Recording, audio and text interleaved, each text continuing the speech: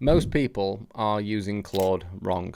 Not in a way that you are not skilled enough, but in a way that you are maybe using one or two of the actual communication skills that you need to actually maximize the system, which needs to be part of your standard day-to-day toolkit and toolbox to maximize your outputs and what you are doing with it. So a lot of people will open the chat, they'll ask it a generic question, they will take the first answer, they will then move on, and they'll wonder why the actual output sounds generic, why it sounds shallow, and it doesn't sound like you, and it sounds like it could have come from anyone. And that is exactly what's happening, because you're using it the same as what everyone else is using. And what people don't realize is Claude isn't the actual bottleneck. The way that you are communicating with it is. And the gap between someone who has never been taught these skills and someone who is using the 10 skills that I'm going to talk about in this video is absolutely enormous. And we're talking about the difference between a good output and then a elite output here. So in the next 10 to 12 minutes, what I'm going to do is I'm going to walk you through the 10 specific communication skills that you need to maximize using this system. So this is going to come under 3 different categories. It's going to come under foundation, direction, and iteration. And then these need to be part of your standard workflow on a day-to-day basis to maximize Claude, and you will see an absolute massive shift in how you are using it. So let's get into it.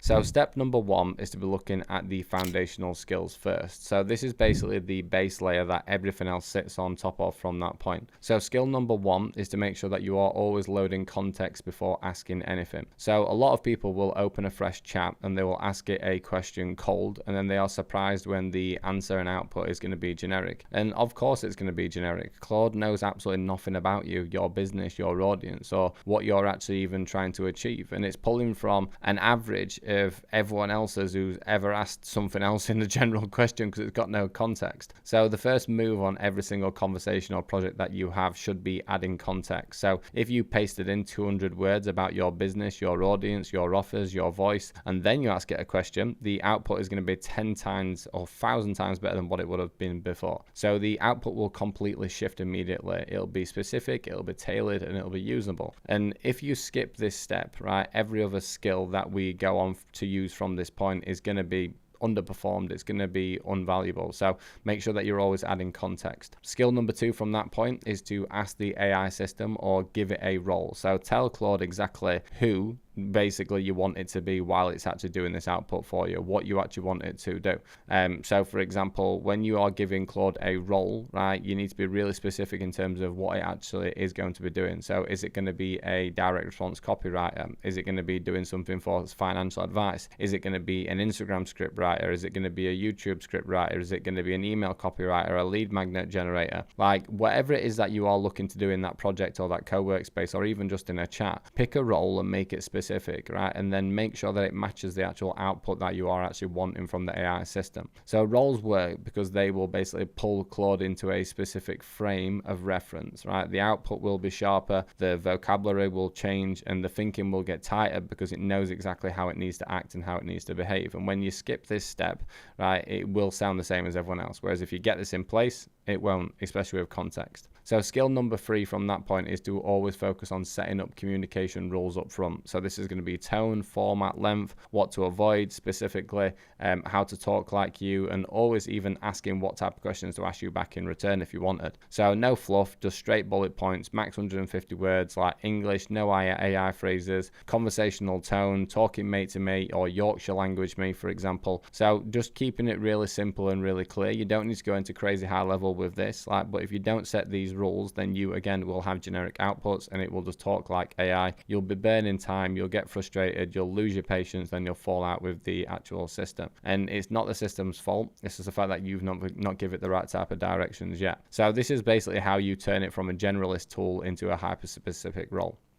Skill number 4 from that point is really important, and that is how to actually define what not to do. So this is basically the shadow side to skill 3 in terms of context and role of what you want it to do. So most people always tell Claude that what they want it to do, but they never actually tell it what to avoid and what not to do. So for example, don't use the certain leverage points of this topic, like always open with a question, do not use dashes, or no corporate buzzwords, or no motivational sign-offs. Like whatever it may be in terms of what you don't like about the system, just iterate to it and tell it, right? So negative constraints will basically clean up the output massively because they will strip the AI isms, right, what basically sound everything make it like robotic and generic, right? So when you can combine both positive and negative instructions into the actual prompt or the instruction, like the output will be completely different. And then from that point, that's when you can start moving into actually the directional skills. So rather than just letting it wander, you're going to give it clear direction on what you want it to do. So this is going to come under skill number 5, and that is given an example of good. So if you've got a good example of something like an Instagram caption or an email subject or a YouTube video or whatever it is that has performed well for you or someone else, what you can then do is you can use that actual pattern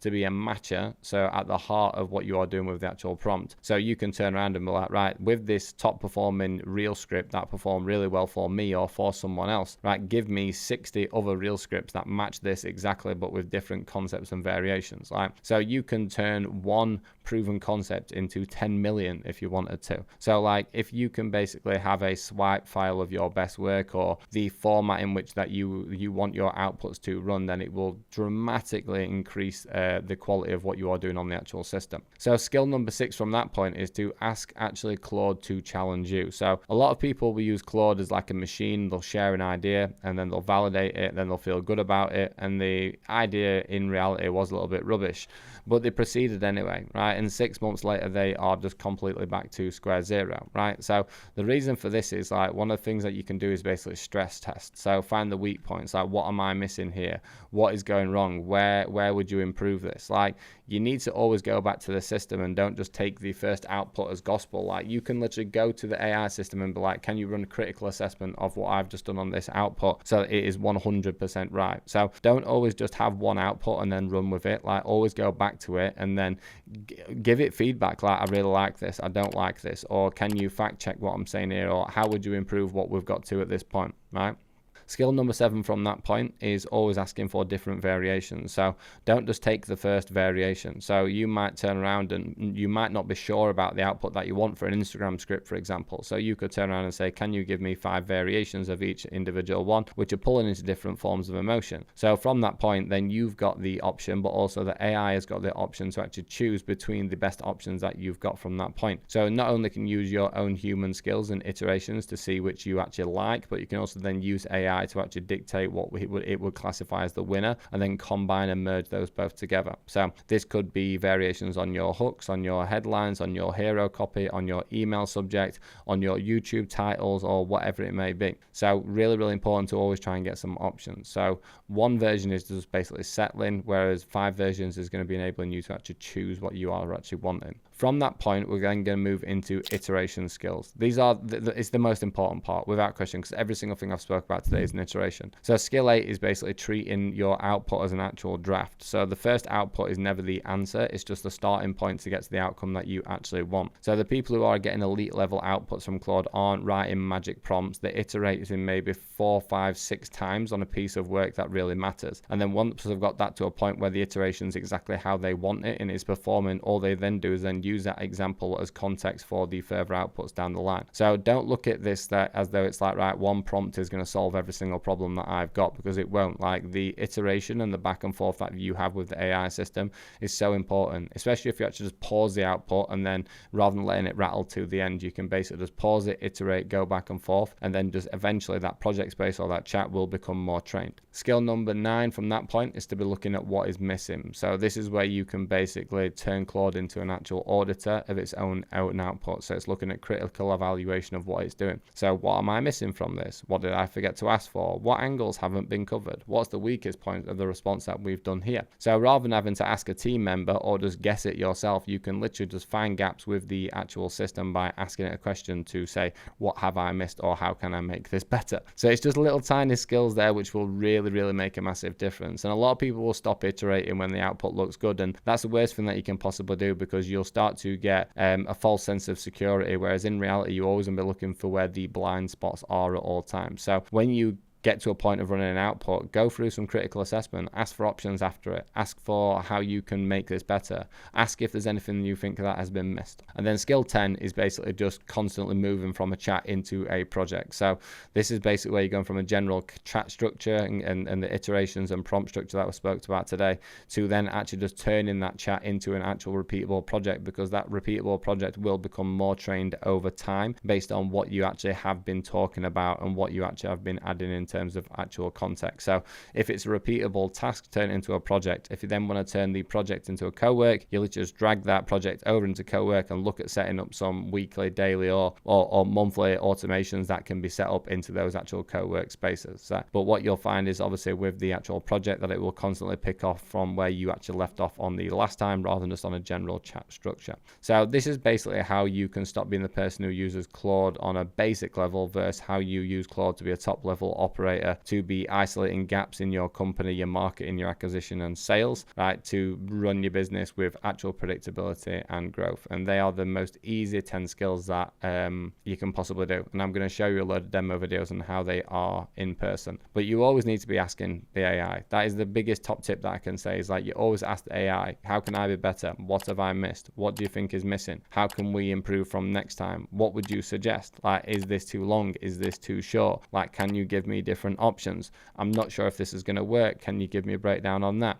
I always just learn to communicate, and that's why I'm a big fan of using Whisperflow, because you can just start to talk to it like a normal human being. So imagine that you're sat in an office with someone who is part of your team, and all you are doing in that type of process is communicating with that person to get to the type of outputs and objectives that you are actually wanting from that. So all I want you to do right this week is to pick 3 skills from what we've spoke about today that you've never used before, and in a chat, in a project or whatever, I just want you to start communicating with it. Because like I said, this is not some fancy level, high level system, but this is the 10 skills that if you don't get this right, there's nothing that you'll be able to do on AI that will be that special, because you're missing the foundations and you're missing the actual basics. So, and again, like, the people who are using Claude at high level aren't using magic high level, crazy level 10-page prompts. They're just learning to communicate with it. That is it. They are iterating, communicating, they are asking questions. But if you are in a spot right now with your business where a lot of this is going over your head, then you want to fast track getting your project set up, you want to fast track getting co-work set up, you want to fast track using all of this because you can see the value in it, you can see the predictability that it creates, you can see the manual workload that it removes, then that's exactly what we do at the Coach Consultant inside of our programs. And we have different programs to support people at all business levels. So